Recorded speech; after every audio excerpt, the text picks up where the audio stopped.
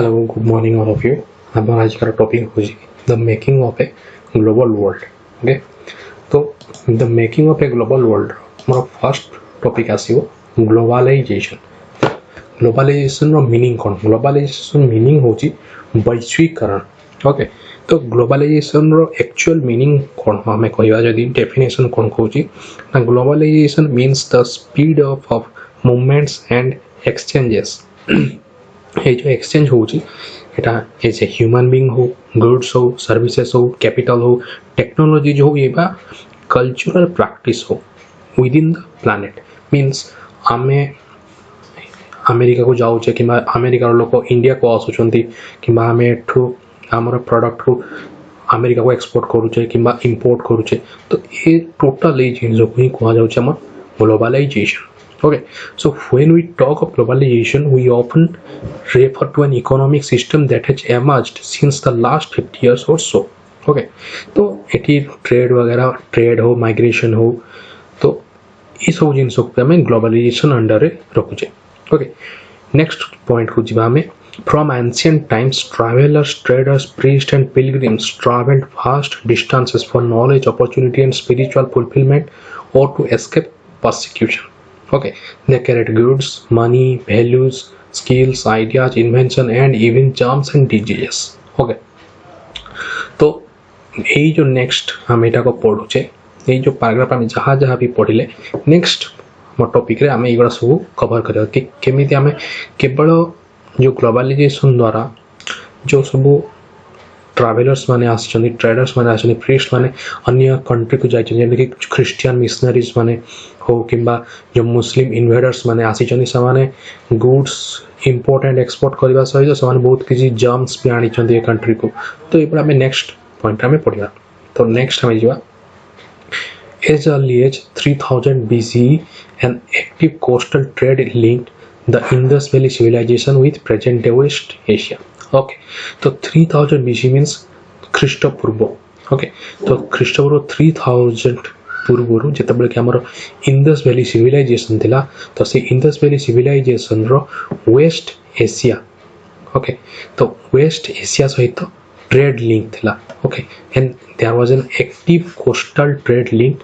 जोटा कि जो कोस्टल ट्रेड लिंक थिला कहा भीतर ना इंडस वैली हमर सिविलाइजेशन भीतर एंड वेस्ट एशिया भीतर. ओके, तो नेक्स्ट हमें कौन देखुचे पॉइंट रे for more than a millennia कौड़ी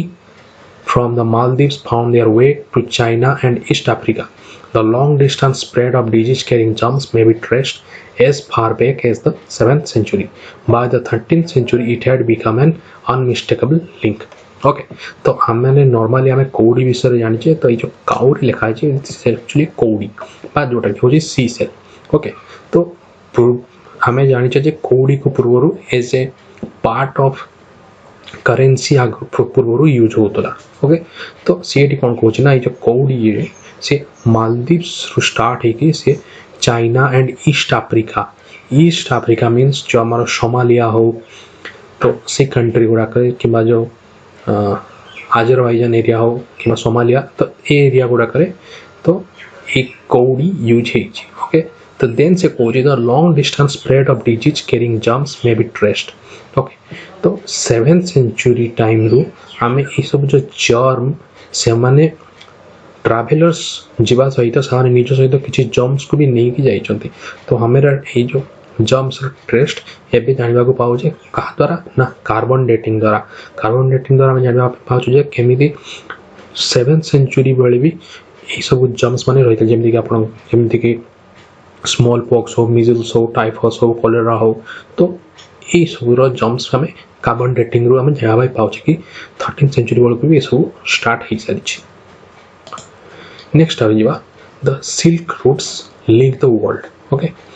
तो सिल्क रूट कहवाक गले जो चाइना रे मंगोलिया रूट देगी जो रूट देगी एक्चुअली बिफोर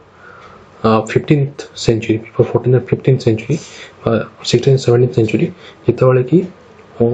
सिल्क बिजनेस होता. तो से रूट एक्चुअली हो the silk route in the world. Okay, historians have identified several silk routes over land and by the sea, knitting together vast regions of Asia and linking Asia with Europe and northern Africa. Okay,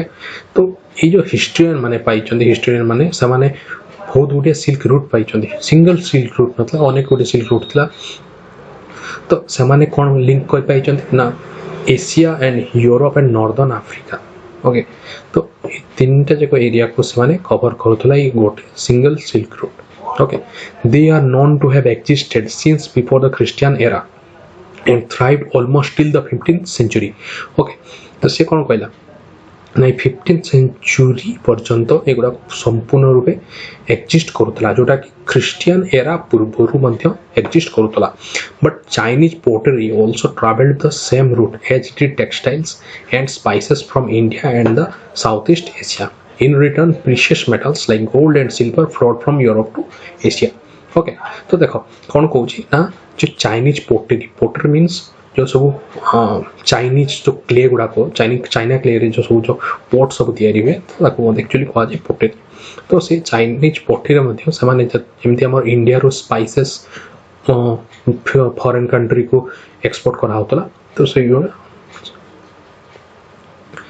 तो इन return precious metals, तो से कौन कहूँ ना in return रे Europe रु Asia को कौन सब रिटर्न रे आसुतला इंपोर्ट होतला gold and silver. Okay, next कहूँ the trade and cultural exchange always went hand in hand. Okay, early Christian missionaries almost certainly traveled this route to Asia, as did early Muslim preachers a few centuries later. Much before all this, Buddhism emerged from eastern India and spread in several directions through intersecting points on their silk roads. Okay, तो देखो firstly कौन कहूँ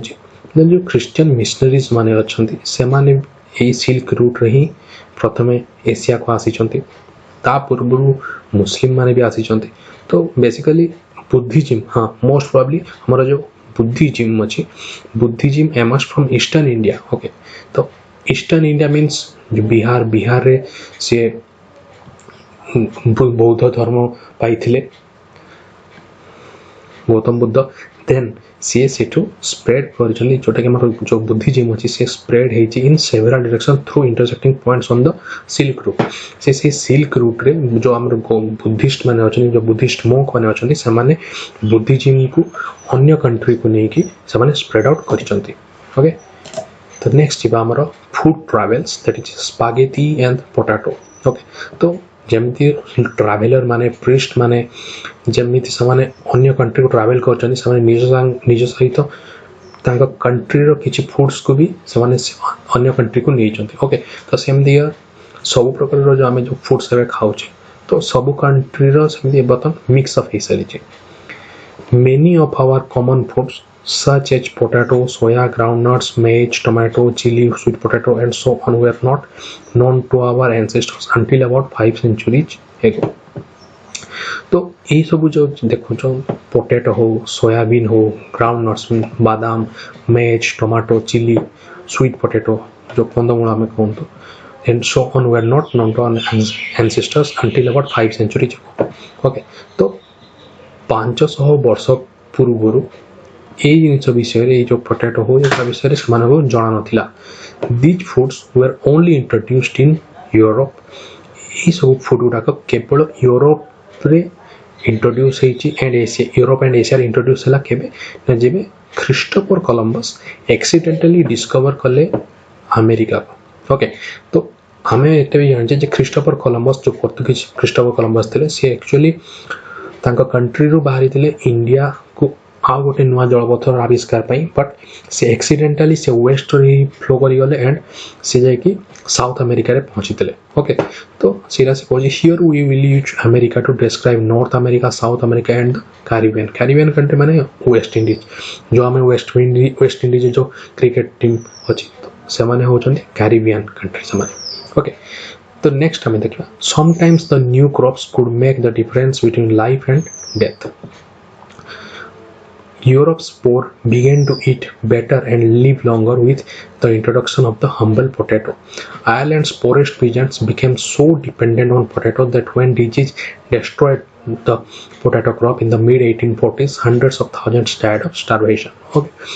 तो ये जो period टा देखते 1840s period, यही टाइम रे एक्चुअली इंडस्ट्रियलाइजेशन स्टार्टिंग होइछि एंड पॉवर्टी बहुत बढ़ी जाइछि यूरोपियन खास करके यूरोपियन कंट्री मन करे स्टार्वेशन बहुत परिमाण बढ़ी जाए। हाँ नेक्स्ट हमें एठी अलगा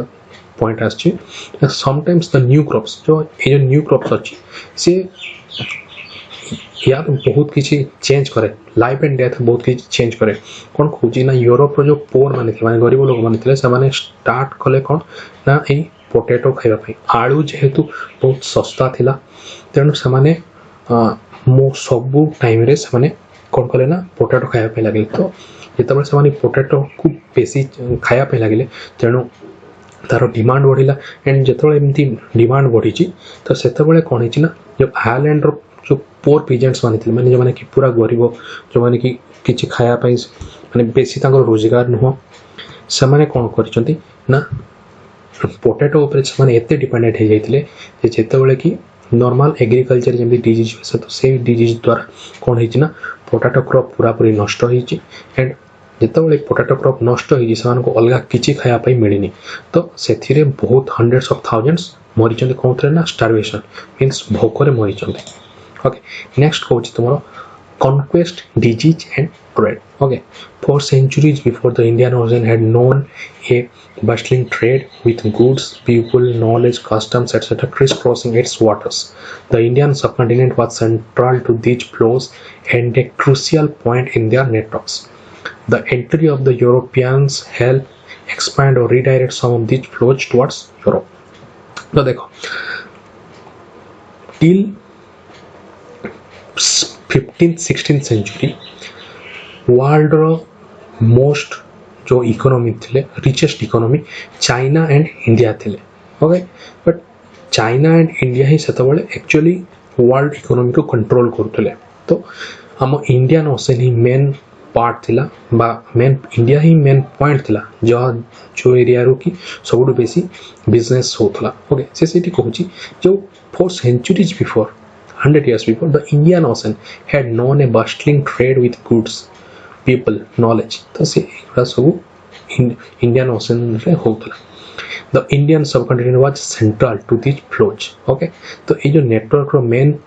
इंडिया होतला मेन सबकंटिनेंट. Okay, तो इंडिया एमती गोटे पॉइंट थिला. This actually इंडिया गोटे चेक पॉइंट थिला. तो यूरोप से माने समझते जेतबेले Cape of Good Hope cross करके सामाने इंडिया को पहुंचुले इंडिया होतला मेन ताकर चेक पॉइंट मेन इंडिया रो सामाने चेक पॉइंट को यूज करके सामाने जाउथले हमरो हां जावा हो सुमात्रा हो सेपटे इंडोनेशिया होची सिंगापुर अछि ऑस्ट्रेलिया अछि न्यूजीलैंड अछि सेपटे चाइना अछि तो एक्चुअली इंडिया को सामाने ए जे चेक पॉइंट यूज करतो इंडिया सामाने को एक्चुअली जो बेस टाइप के सामान यूज करतो जेते कि वर्तमान आमे देखिबा यूएस रो बहुत गुडे नाभाल बेस रहउची कि अलग अलग आइलैंड सामाने निजरो मिलिटरी बेस बनौचनी जेमति कि तांको फ्यूचर किछ प्रॉब्लम होनी जदी केबे भी कोनोसी फॉरेन कंट्री अटैक करची देन सामाने एक्सटर्नल फोर्स सामाने इमीडिएटली यूज करि परिबे तो सेमति इंडिया को इंग्लैंड निजरो एज ए बेस बा चेक पॉइंट एज यूज करतला कोथि भाई ना जो इंडोनेशिया अछि सिंगापुर अछि ऑस्ट्रेलिया अछि तो से एरिया गुडा को भी कंट्रोल करिया पे वियतनाम अछि ओके तो नेक्स्ट देखिबा precious metals particularly silver from mines located in present day Peru and Mexico also enhanced Europe's wealth and financed its trade with Asia okay तो हमें देखिले क्रिस्टोफर कोलंबस वंस से south America reach करचंती and जतबे से amendment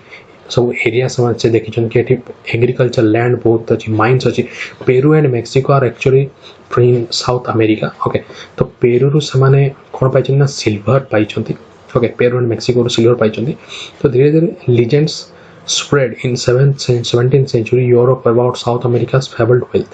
Many expeditions set off in search of El Dorado. Okay, so El Dorado, this is like a myth. On the fabled city of gold means there was a city means what a city थिला माने गोटे town थिला जे कि पूरा पूरी सोना रे तयारी हेतला तारो सब मींस वॉल टू ने कि सब घर मॉल सब किछि सोना रे तयारी तो this actually this is a myth तो एई मिथ को नै करी से माने जो यूरोपियंस माने थिले से माने ए सब साउथ अमेरिका हो किबा इंडिया हो से एक्चुअली यही मिथ जो El Dorado the fable city of gold तो से मिथ को बिलीव करके से सब सर्च करुले कि जदि से जिनसा मिल जाऊँ मीनस एल डोराइडो मिलूँ से टाउन सिटी ऑफ गोल्ड तो से पूरापूरी रिच पीपल हो तो एक्चुअली पोर्तुगीज मानकर कि मोस्टली यूरोपियन कंट्रीज मानकर से टाइम मोटो थिला that is actually myth okay next हमर पॉइंट को आसीबा हमें the Portuguese and Spanish conquest and colonisation of America was decisively underway by the मिड-16th सेंचुरी ओके तो पोर्तुगीज एंड स्पेनिश माने से धीरे धीरे कॉन्क्वेस्ट करचंती एंड कॉलोनाइजेशन करचंती कोठी ना अमेरिका रे ओके तो European conquest was not just a result of superior fire power In fact, the most powerful weapon of the Spanish conquerors was not a conventional military weapon at all. तो देखो mostly ये जो eighty हमारा पोर्तुगीज माने आसछन्ती south America रे Portuguese माने आसछन्ती Spanish आसछन्ती एंड इंग्लिश पीपल आसछन्ती मींस द इंग्लिश ओके तो समान को कहबा कथा समान एक्चुअली जेतबे समान एठी जाई छन्ती बा कन्क्वेस्ट करछन्ती साउथ अमेरिका रे एक्चुअली समान वेपन्स बेसी यूज करि नाहंती समान वेपन्स यूज करिया पूर्व आउ गोटे फैक्टर थिला जोटा कि को इजी हेतला एक्चुअली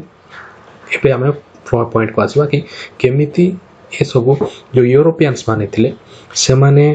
बहुत deadly virus and bacteria like small pox हो मीजल्स हो टाइफस हो कॉलेरा हो ओके तो से माने अमेरिका को से ऑलरेडी से जर्म्स को नहीं की जाइथिले ओके तो एक्चुअली जो नेटिव अमेरिकन्स माने थिले बा जोटा कि रेड इंडियंस जो को कहा जाए तो से माने एक्चुअली